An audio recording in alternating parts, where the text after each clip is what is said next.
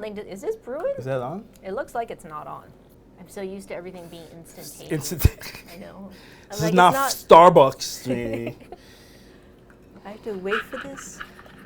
Hello and welcome to WTF, where we help you transform food in your kitchen. I'm Janie. And I'm Roman. And on this channel, we talk about unique ingredients, techniques, and show you new recipes for your kitchen. So remember, subscribe and like, and make sure you get notified of our new episodes that come out almost every single week.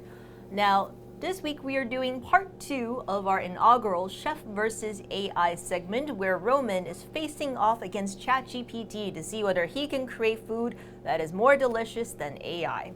Now, last week, we showcased the ChatGPT version of a root vegetable latte, and I have to say, the results were not that great. So really? This week, we decided that we are going to do Roman's version, and which is, I'm not going to spoil it, but I'm going to say it's completely different from what we did last week. So definitely watch the whole thing to see what he did, because I have to say, I'm pretty impressed. I have not tasted this, so this will be the very first time. All right, Roman, talk us through your version of a root vegetable latte.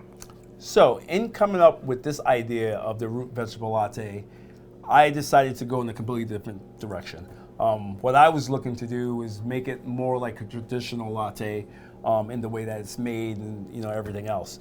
So I, after a couple of different iterations and ideas and failures, I came up with one that was perfect for me, that I think is perfect and definitely think is better than what ChatGPT spilled out to us. All right, let's see whether that's true. All right, so right here I have some shredded carrots and some shredded sweet potato.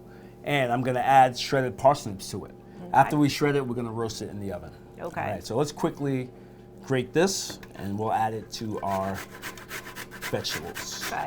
And what made you decide that shredding is the way to go? Well, the reason why I shredded is because before, when I made this, I did chunks, and then I dehydrated it, roasted it. But what happened was when I grated it and ran it through the grinder, it was too dusty, it was too fine.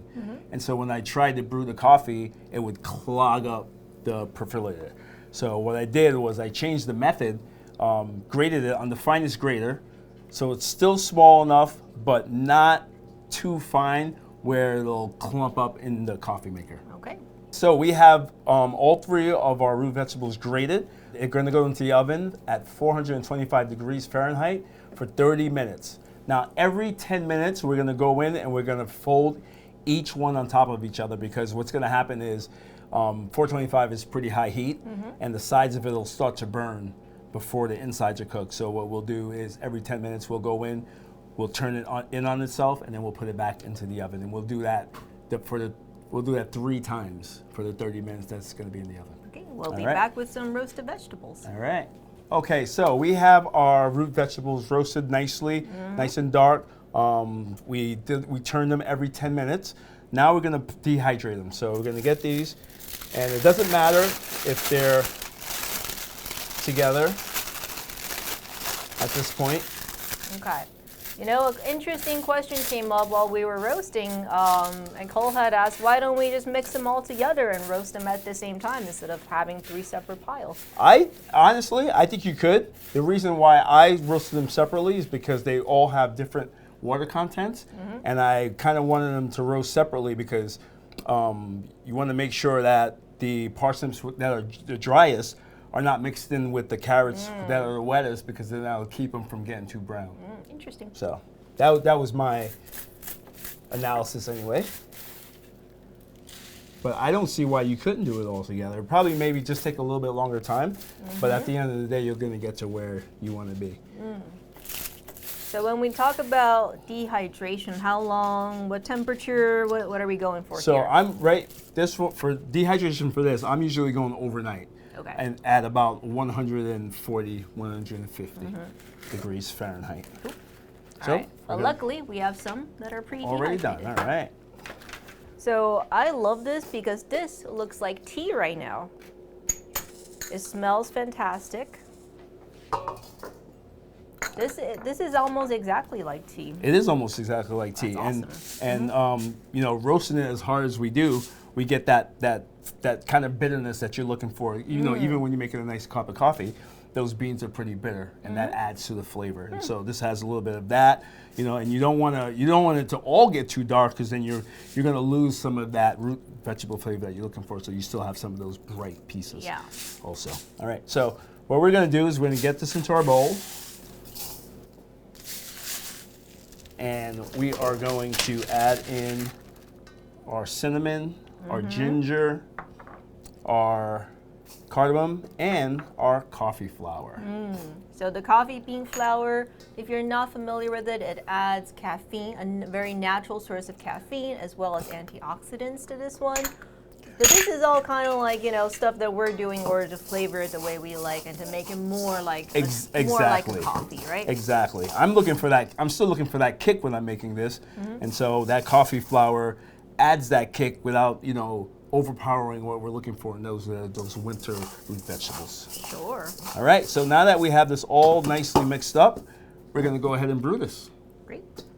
All right, we are back, and one of the things that you're going to notice right away is that we are actually going to brew this root vegetable latte as if it was coffee, which is a huge difference if you watched last week's AI episode, which was basically just foaming it into a pot. Yeah. So this is a huge difference. I can't wait to see how this turns out, because I have not actually had this before. So I'm excited to see how it tastes. But first, I must do this week's ingredient highlight. And this week's ingredient highlight is the coffee bean flour, which we just mentioned a little while ago. So coffee bean flour is the only product right now that is made from part-baked coffee beans, so it retains all of its natural antioxidants as well as all of its caffeine, which is truly fantastic when you want to add a taste of caffeine or the effects of caffeine to a particular dish. You know, we made energy bars with this without, of course, having the coffee jitters or the acidity from having coffee Roman. You know, we can't have that right now. And to be able to replicate all the good things about coffee and none of the things that you might not want from it. So check out coffee bean flour on modernistpantry.com. All right, that's my plug. Let's go right into making this latte, because I'm really excited to see how it turns out. Let's do it. All right. So we are going to brew this like you would brew your coffee. We have right here is our mix. We're just going to add that right into there, and then see if I can do this in one shot. Of course, coffee's the one thing I could do. And we are going to turn that on, and we're going to brew. So while that's brewing, we have our milk over here, our oat milk, and I'm going to get some foam magic into there, and that'll give us a little boost there of foaming power.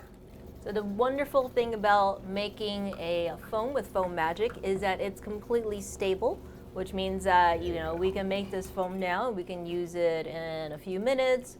I think the maximum we've ever tried to hold foam magic was like 4 hours. It did hold. I don't know if I would recommend constantly doing stuff like that, but you certainly can. So foam magic is a wonderful, wonderful foaming agent for all kinds of water-based applications. All right, so got our coffee. Our coffee brewed. Yes, we're calling it a coffee. We're gonna add some maple syrup to it. Ooh, okay, a little natural sweetness in there. That'll help bring out the flavors of the root vegetables that you have in there. And those are some naturally sweet root vegetables. All three of them are actually naturally sweet. Parsnips, carrots, and sweet potato. Get my milk into... I will say that, like, I can smell the roasted vegetables coming through right now. You definitely can smell. So it smells fantastic. I'm gonna froth this guy up a little bit. Okay. Now, I'm not a barista, so someone's gonna judge it. Don't worry. Yeah.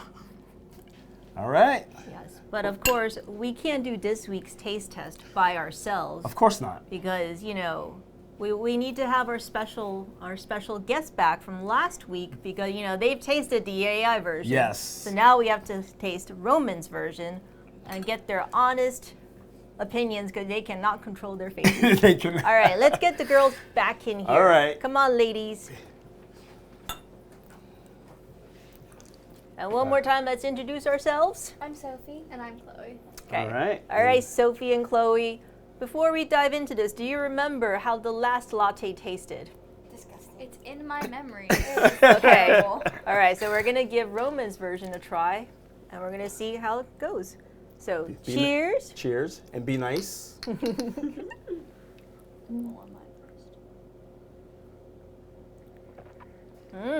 This is really good. Ooh, that's really That's good. good, right? Much See? better than last time. Definitely better than last time. Is that hot? It's a plus. Yes. You But get this one, very, very complex. Yep. All the flavors. I mean, I'm getting definitely the roasted vegetables. You definitely get the roasted Right off the vegetables in bat. there. And it's But- like the perfect amount of sweet too. Yes. So, coming from the kids, high praise. This is excellent. That's a win. This, I think, you can drink any time of day. If you're like, I don't want the caffeine, cut out the coffee bean flour, and you have a naturally Yep. decaf, healthy drink. I love this. This is actually really good. Yeah. Yeah. So I think you can have this at home. You can have this in your cafe. You can have this in your restaurant. I can pretty much guarantee people will not be disappointed. If the girls are drinking it, anyone will drink it. Okay. So get the recipe in the links in the description below. And until next week, from here in the Modernist Pantry Test Kitchen, I'm Janie. I'm Chloe. I'm Sophie. And I'm Roman. And we transform Food.